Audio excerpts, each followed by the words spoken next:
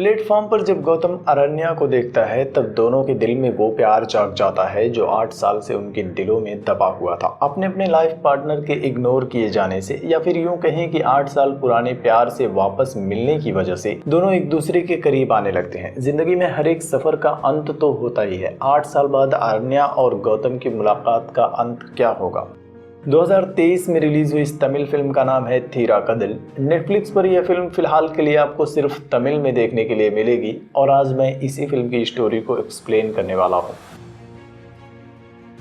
तो यह कहानी चेन्नई रेलवे स्टेशन पर शुरू होती है। गौतम अपने ऑफिस के किसी काम से एक हफ्ते के लिए मैंगलोर जा रहा था। स्टेशन पर वो अपनी 6 साल की बेटी आरती के साथ होता है। उसकी वाइफ वंदना अपने ऑफिस का काम छोड़कर स्टेशन पर आती है। दरअसल गौतम और वंदना दोनों जॉब करते हैं और इस वजह से एक दूसरे को ठीक से समय नहीं दे पाते, इसलिए उनके बीच थोड़ी थोड़ी ही करके दूरियां आ रही होती हैं। खैर, स्टेशन पर गौतम से मिलने के बाद वंदना आरती को लेकर घर चली जाती है। दूसरी तरफ अरण्या भी मैंगलोर जाने के लिए चेन्नई स्टेशन पर आ रही होती है। वो अपने हस्बैंड प्रकाश के साथ गाड़ी में बैठी होती है। बाहर तेज बारिश हो रही थी। वो लोग ट्रैफिक जाम में फंस जाते हैं, जिसकी वजह से प्रकाश अरण्या पर बहुत गुस्सा करता है। इसी बीच पीछे से एक गाड़ी वाला उनकी गाड़ी को ठोकर मार देता है। हालांकि नुकसान ज्यादा तो नहीं होता, लेकिन प्रकाश उस गाड़ी वाले से झगड़ा करने लगता है। अरण्या उसे रोकने की कोशिश करती है और प्रकाश बीच सड़क पर ही सबके सामने उसे थप्पड़ मार देता है। सबके सामने अरण्या की इंसल्ट हो जाती है। रोते हुए वो गाड़ी में से अपना बैग निकालकर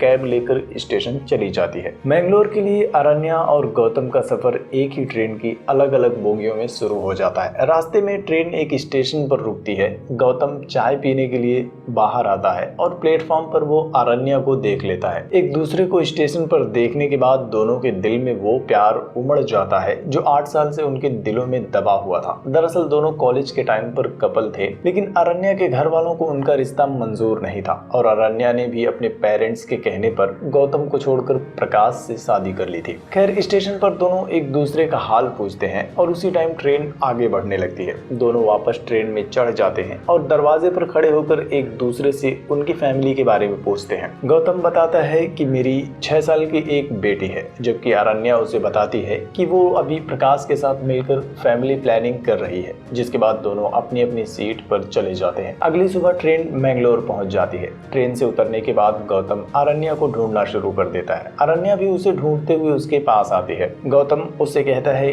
कि मैंगलोर में मैं एक हफ्ता रुकने वाला हूँ, तो क्या तुम मुझे अपना नंबर दे सकती हो? इनकेस कोई इमरजेंसी होगी तो हम दोनों कांटेक्ट कर सकते हैं। दोनों नंबर एक्सचेंज करते हैं। उसी टाइम गौतम को पिक करने के लिए उसका दोस्त अरुण आ जाता है। अरुण और गौतम एक ही कंपनी में काम करते हैं। वो दोनों एक साथ रूम पर चले जाते हैं। जिसके बाद गौतम को उसकी बेटी आरती का कॉल आता है। आरती से बात करने के बाद गौतम वंदना से भी बात करना चाहता है, लेकिन वंदना अपने काम में बिजी होती है, तो वो बस नॉर्मली हाय हेलो करके फोन रख देती है। जिसके बाद गौतम अरण्या को मैसेज करता है और रात को डिनर पर मिलने के लिए पूछता है। इधर अरण्या भी अपने काम पर होती है। तब उसे प्रकाश का कॉल आता है। प्रकाश को गाड़ी के इंश्योरेंस पेपर चाहिए होते हैं, लेकिन वो अरण्या से ठीक से बात भी नहीं करता, गाली देता है और गुस्से में इंश्योरेंस पेपर के बारे में पूछता है। जिसके बाद अरण्या उसे इंश्योरेंस पेपर के बारे में बताकर फोन काट देती है और गौतम से डिनर पर मिलने के लिए मान जाती है। रात को दोनों एक रेस्टोरेंट में डिनर करने के लिए जाते हैं। अपने अपने लाइफ पार्टनर के इग्नोर किए जाने से या फिर यूं कहें कि 8 साल पुराने प्यार से वापस मिलने की वजह से दोनों एक दूसरे के करीब आने लगते हैं और अगले दिन से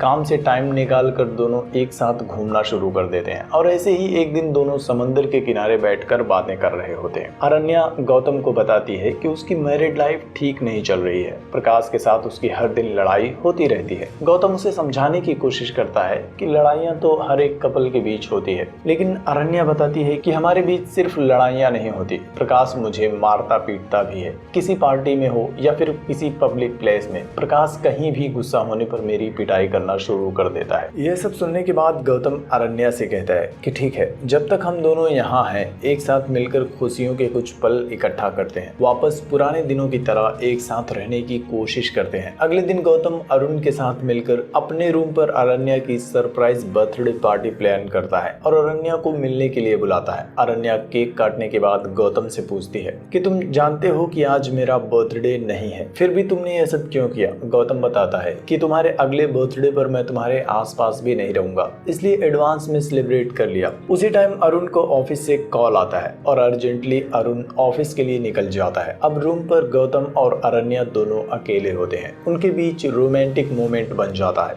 दोनों एक दूसरे के गले लग जाते हैं। वो दोनों किस करने वाले होते हैं, लेकिन उसी वक्त गौतम को उसकी बेटी आरती का कॉल आता है। दोनों चौंक जाते हैं और उन्हें एहसास होता है कि अब वो दोनों शादीशुदा हैं। अरण्या वहां से चली जाती है और उस मोमेंट के बाद से गौतम अरण्या को मैसेज करता रहता है, लेकिन अरण्या उसका रिप्लाई नहीं करती। और आखिरकार वो दिन भी आ जाता है जब गौतम को वापस चेन्नई जाना होता है। वो अरण्या को मैसेज करके बताता है कि मैं चेन्नई जा रहा हूँ और आखिरी बार तुम्हें स्टेशन पर देखना चाहता हूँ। अरण्या उससे आखिरी बार मिलने के लिए स्टेशन आ जाती है। गौतम उससे कहता है कि जिंदगी में हर एक सफर का अंत तो होता ही है। 8 साल बाद हमारी मुलाकात का अंत शायद यही है, तो अब से हम दोनों एक दूसरे से कांटेक्ट नहीं करेंगे और अगर चेन्नई में कभी हम दोनों का आमना सामना हुआ तो बस एक दूसरे के सामने से अजनबियों की तरह निकल जाएंगे। आंखों में हल्के आंसू के साथ दोनों एक दूसरे को आखिरी बार गले लगाते हैं और फिर अलग हो जाते हैं। रास्ते में अरुण गौतम को समझाता है कि तुम्हें पता है ना कि तुम शादीशुदा हो और तुम्हारी एक बेटी भी है। गौतम उससे कहता है कि जब मैंने अरण्या को देखा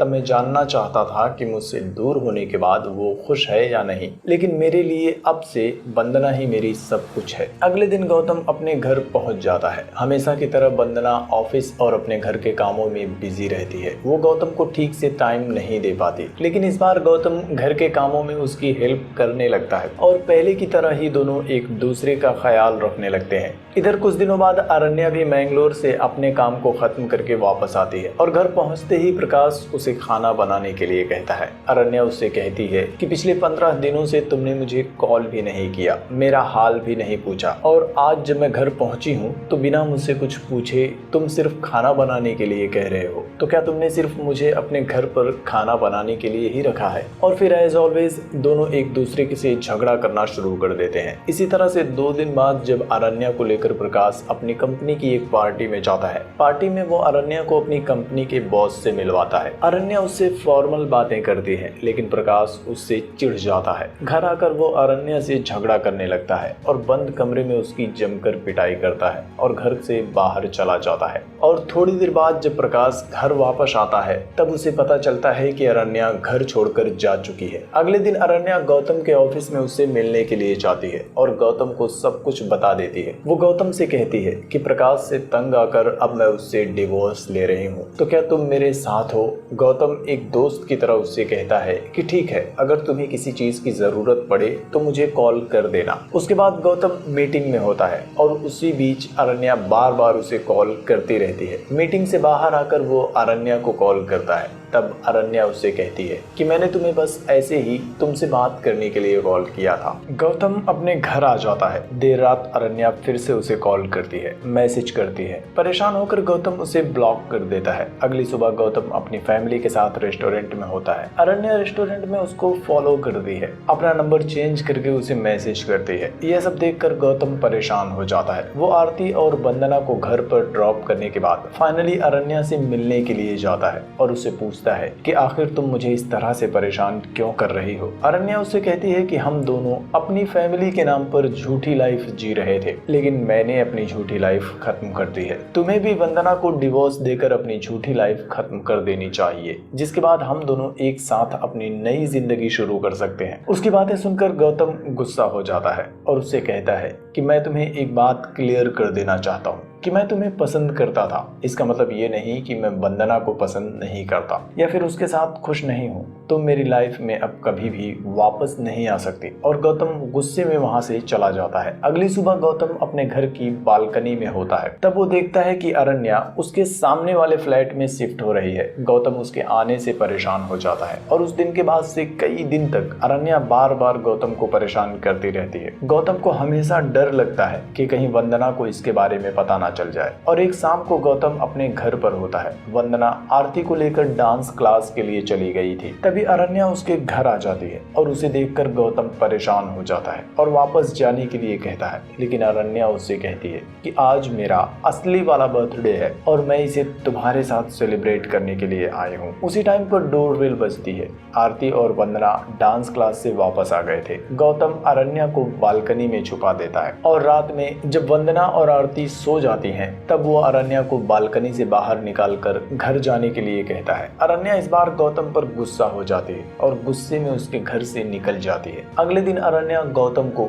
कोई भी कॉल या मैसेज नहीं करती और इस बात से गौतम परेशान रहने लगता है। वो अरण्या के लिए काफी टेंशन में होता है, जिसकी वजह से वंदना और आरती को भी ठीक से टाइम नहीं दे पाता। उसे परेशान देखकर वंदना भी उससे पूछती है कि आखिर बात क्या है, तुम मुझे बता सकते हो। लेकिन गौतम ऑफिस वर्कलोड का बहाना बनाकर वंदना की बातों को टालता रहता है। कुछ दिन बाद एक शाम अरण्या गौतम को बीच पर मिलने के लिए बुलाती है। गौतम उससे मिलने के लिए जाता है। अरण्या उससे पूछती है कि मेरे अचानक से चले जाने के बाद तुम्हें सुकून मिला या तुम परेशान हो गए थे। गौतम कहता है कि तुम्हारे जाने से मैं परेशान भी हुआ और खुश भी। जिसके बाद थोड़ी देर तक दोनों अपने प्यार भरे दिनों को याद करते हैं और घर वापस आ जाते हैं। गौतम अपने घर पर होता है, लेकिन वो अरण्या के बारे में सोच सोच कर परेशान रहता है। तब वंदना उसे बताती है कि मैं प्रेग्नेंट हूँ। जिसके बाद गौतम को अपनी गलती का एहसास होता है। वो वंदना से सॉरी कहता है, उसे गले लगा लेता है और मन ही मन फैसला करता है कि अब मैं अरण्या से कभी बात नहीं करूंगा। अगली सुबह से ही गौतम अरण्या को इग्नोर करना शुरू कर देता है। वो अरण्या के कॉल और मैसेज का कोई जवाब नहीं देता। जिसके बाद आधी रात में अरण्या उसे फिर से कॉल करती है, जिससे वंदना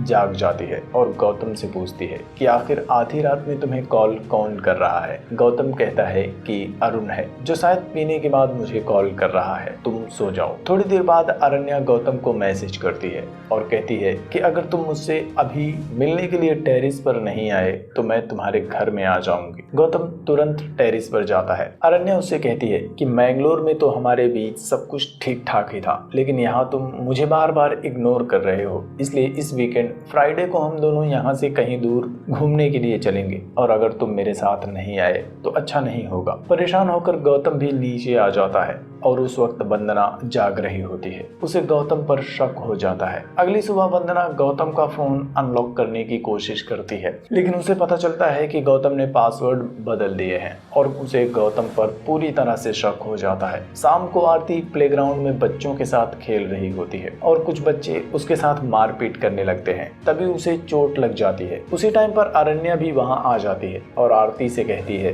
कि तुम्हें इन बच्चों के साथ नहीं खेलना चाहिए। जिसके बाद आरती उससे कहती है कि कुछ दिनों में मेरा एक छोटा भाई आने वाला है, उसके बाद मैं सिर्फ अपने भाई के साथ ही खेलूंगी। अरण्या यह सुनकर शॉक हो जाती है। उसे बहुत बुरा लगता है और अगली सुबह वो ऑफिस जाते हुए गौतम का पीछा करने लगती है। इधर वंदना एक नया सिम कार्ड खरीदती है और गौतम को मैसेज करती है कि मैंने अपना नंबर चेंज कर लिया है, तो क्या आज हम दोनों फिर से मिल सकते हैं। गौतम उस मैसेज का रिप्लाई करता है कि नहीं, मैं तुमसे मिलना नहीं चाहता। अब वंदना को यकीन हो जाता है कि गौतम का बाहर कहीं चक्कर चल रहा है। दूसरी तरफ अरण्या गौतम की गाड़ी को ओवरटेक कर लेती है और बीच सड़क पर तमाशा करना शुरू कर देती है और गौतम से कहती है कि मैं तुमसे मिलने के लिए तड़प रही हूँ और तुम वंदना के साथ फैमिली में एक और मेंबर को ऐड करने की प्लानिंग कर रहे हो। वो जबरदस्ती गौतम के गले लग जाती है। उसी टाइम वंदना वहाँ पहुँच जाती है और उन दोनों को देख लेती है। वंदना को देखकर गौतम भी चौंक जाता है। वंदना घर छोड़कर जाने लगती है। गौतम उसे मनाने की और रोकने की कोशिश करता है, लेकिन वंदना आरती को लेकर अपनी माँ के घर चली जाती है। गौतम का खुशियों से भरा परिवार बिछड़ जाता है। गौतम वंदना के पास जाकर कई बार उसे मनाने की, समझाने की कोशिश करता है, लेकिन वंदना उसके साथ वापस आने के लिए तैयार नहीं होती। और इन सब में सबसे ज्यादा तकलीफ आरती को होती है। वो अपने पापा के साथ रहना चाहती है और एक दिन स्कूल से किसी को बिना बताए आरती गौतम से मिलने के लिए उसके ऑफिस जाने की कोशिश करती है, लेकिन लेकिन रास्ता भटक कर वो कहीं और चली जाती है। इधर वंदना को पता चलता है कि आरती गायब हो चुकी है। वो गौतम को कॉल करती है और उसे सब कुछ बताकर पुलिस स्टेशन जाती है। पुलिस वाले भी तत्काल आरती को ढूंढना शुरू कर देते हैं। वंदना को शक होता है कि शायद अरण्या ने ही आरती को किडनैप किया होगा। पुलिस के साथ वो अरण्या के फ्लैट पर जाती है और आरती को ढूंढने लगती है। पुलिस वाले भी अरण्या को धमकाने लगते हैं। तभी गौतम भी वहां आ जाता है। वो पुलिस वालों से कहता है कि मैं अरण्या से प्यार करता था, इसलिए मैं जानता हूँ कि अरण्या कैसी है। हाँ, थोड़े टाइम के लिए ही सही यह पागलों जैसी हरकत तो कर रही है, लेकिन ये मेरी बच्ची को किडनैप नहीं कर सकती।